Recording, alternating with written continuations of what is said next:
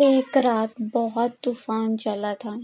बारिश भी होने वाली थी। सब लोग अपने अपने घर भाग रहे थे। रात भी होने वाली थी। एक ऑटो ड्राइवर एक आदमी को उसके घर छोड़कर आ रहा था। वो काफी लेट हो गया था। रात भी हो गई थी। उसके घर वाले बहुत परेशान हो रहे थे। उसका फोन भी नहीं लग रहा। काफी देर तक फोन लगाने के बाद उसका फोन लगा। उसने कहा, मैं बस घर ही आ रहा हूँ, मैं ठीक हूँ, थोड़ी देर में ही घर पहुँच जाऊंगा। ऑटो ड्राइवर ने हाईवे छोड़कर जंगल का रास्ता लेने का सोचा। वो जंगल के रास्ते से जाने लगा। वो रास्ता बहुत ही सुनसान था। तभी उसने जंगल में एक औरत की आवाज सुनी जो किसी को मदद के लिए बुला रही थी। उसने अपना रिक्शा रोका और बोला, मैडम क्या हुआ?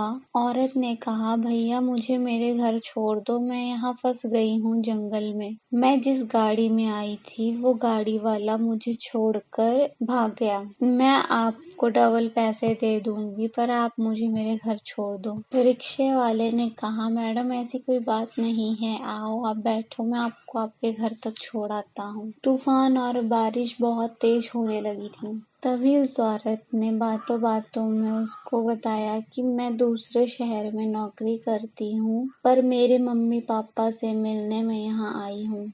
रिक्शे वाले को घर से बहुत फोन आने लगे।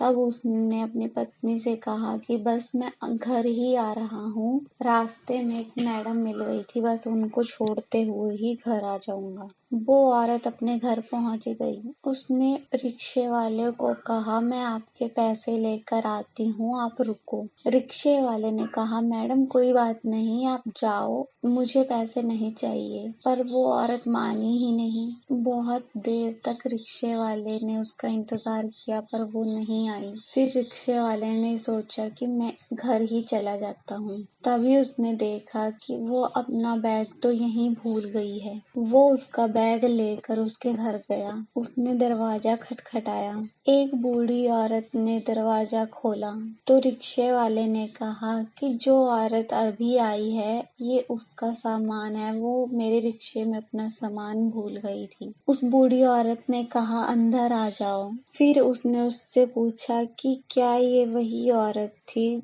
रिक्शे वाले ने जब देखा तो दीवार पर एक फोटो लगी थी जिस पर उन्होंने हार पहनाया था।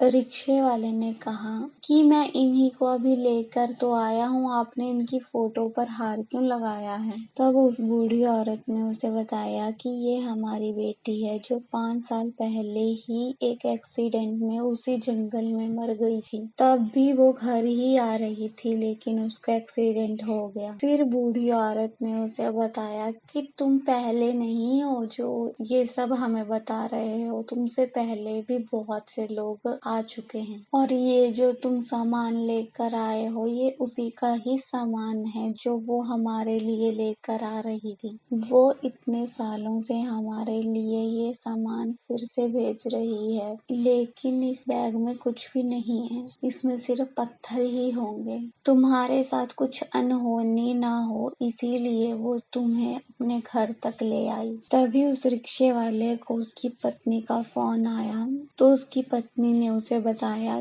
कि तुम कहाँ हो। तो उसकी पत्नी ने उससे कहा कि अच्छा हुआ जो तुम उस औरत के घर चले गए, क्योंकि जिस रास्ते से तुम्हें आना था उस रास्ते पे पहाड़ टूट गया है। अगर तुम उस औरत के घर नहीं जाते तो तुम कभी घर नहीं आते। अच्छा हुआ जो तुम्हें वो औरत मिल गई थी, उसी की वजह से तुम आज जिंदा हो। तभी बूढ़ी औरत ने कहा, बेटा आज यहीं रुक जाओ, कल चले जाना। उस रिक्शे वाले को समझ ही नहीं आया कि वो आत्मा थी या कोई परी जो उसकी जान बचा कर चली गई। प्लीज मेरे चैनल को सब्सक्राइब करें, लाइक करें और अपने फ्रेंड्स के साथ शेयर करें। कमेंट्स करना ना भूलें और बताएं यह कहानी आपको कैसी लगी।